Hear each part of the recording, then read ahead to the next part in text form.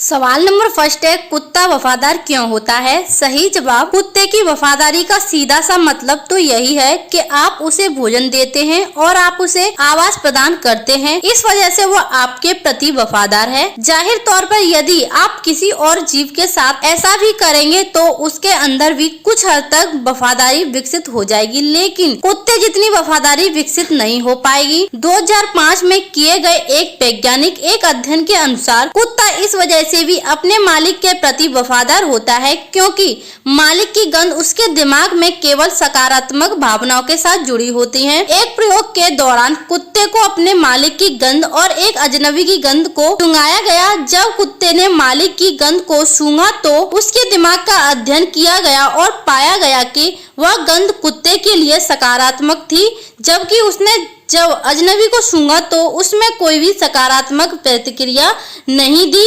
मतलब उसे यह लगता था कि उसके पूरे परिवार को इससे खतरा हो सकता है। सवाल नंबर 2 है, राम और रावण का युद्ध कितने दिन तक हुआ था? सही जवाब दोस्तों, हम सब ने रामायण देखी है, पर हमें यह नहीं पता कि राम रावण का युद्ध कितने दिन तक चला था। तो मैं आज आपको बताती हूँ। रामायण के अनुसार 84 दिन लगातार राम और तथा रावण का युद्ध चला था, लेकिन रावण पर विजय प्राप्त न होने पर उन्हें सख्त तपस्या करनी पड़ी थी और फिर बाद में भगवान श्री राम ने 9 दिनों तक रावण के साथ युद्ध करके 10वें दिन की रावण का वध कर दिया था, जिसे हम विजयदशमी के रूप में मनाते हैं। सवाल नंबर 3 है, मंदिर में परिक्रमा क्यों लगाते हैं? सही जवाब दोस्तों, देवता मूर्ति जिस स्थान पर स्थापित होती है उस स्थान के मध्य चारों ओर कुछ दूरी तक दिव्य शक्ति का आभा मंडल रहता है। उस आभा मंडल में उसकी आवाज शक्ति की सापेक्ष परिक्रमा करने से भक्त को सहज ही आत्मिक शक्ति मिलती है। इसी कारण देवी शक्ति का तेज और बल प्राप्त करने के लिए भक्तों को दाएं हाथ की ओर परिक्रमा करनी चाहिए। बाएं हाथ की ओर से प्रार्थना करने से देवी शक्ति के आभा मंडल की गति और हमारे अंदर की आंतरिक शक्ति बीच टकराव होने लगता है। भगवान की मूर्ति और मंदिर की परिक्रमा हमेशा दाहिने हाथ की ओर से शुरू करनी चाहिए, क्योंकि प्रतिमाओं में मौजूद सकारात्मक ऊर्जा उत्तर से दक्षिण की ओर होती है।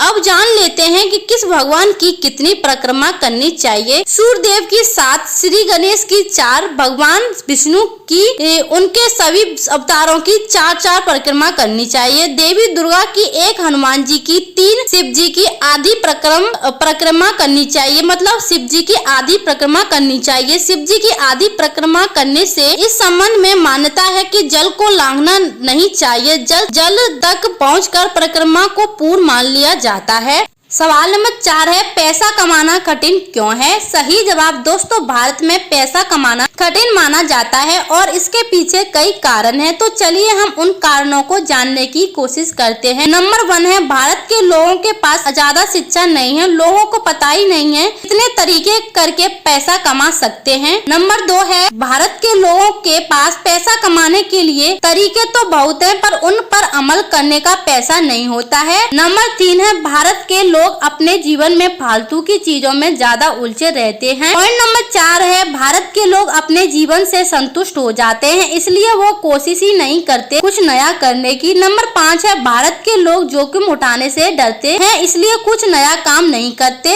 पॉइंट नंबर 6 है, भारत के लोग अपने माता पिता से ज्यादा प्रभावित रहते हैं। ज्यादातर माता पिता अभी भी पुरानी सोच रखते हैं। पॉइंट नंबर 7 है, भारत के लोग आज भी सरकारी नौकरी के पीछे भागते हैं, जो कि उनके लिए पैसे कमाने के सारे रास्ते बंद कर देती है। पॉइंट नंबर 8 है, भारत के लोगों को सही काम कराने वाला नहीं मिलता, इसलिए वो आगे नहीं बढ़ पाते हैं। तो दोस्तों, अगर आप भारत में रहकर भी पैसा नहीं कमा रहे हैं तो इसके पीछे ऊपर लिखा है एक या कई कारण हो सकते हैं। सवाल नंबर 5 है, नौकरी के बिना जीवन क्या है? सही जवाब दोस्तों, नौकरी नहीं होने पर कई प्रकार की तंगियां आपको झेलनी पड़ सकती हैं, जैसे कि अपने माता पिता से पैसा मांगना आपको बहुत ही बुरा लगता है। रिश्तेदारों के कॉल प्राप्त करना आप बंद कर देते हैं। आपको बाल झड़ने, घबराहट, इस प्रकार की कई सारी समस्या होने लगती हैं। आप अपने करीबी लोगों से मिलना बहुत ही कम कर देते हैं, ताकि आपसे सबसे अधिक पूछे जाने वाले सवाल की आपकी नौकरी लगी क्या, इससे बच सके। कभी कभी आपको ऐसा भी लगता है कि आपके जीवन का मूल्य है नहीं है और उसे समाप्त कर लेना चाहिए, तो यह एक बहुत ही गंदी सोच है। लेकिन दोस्तों, इन सब बातों के बावजूद भी आप जानते हैं कि नौकरी एक जीवन का हिस्सा है, ना कि जीवन। अपने विचारों को ज्यादा गंभीरता से ना लें, इन्हें अनदेखा करें और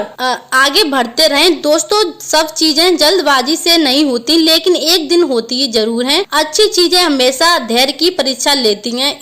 उस दिन प्रतीक्षा करें जब आप इसे हासिल करते हैं, तो अपने बारे में गर्व महसूस करें कि आपने संघर्ष किया।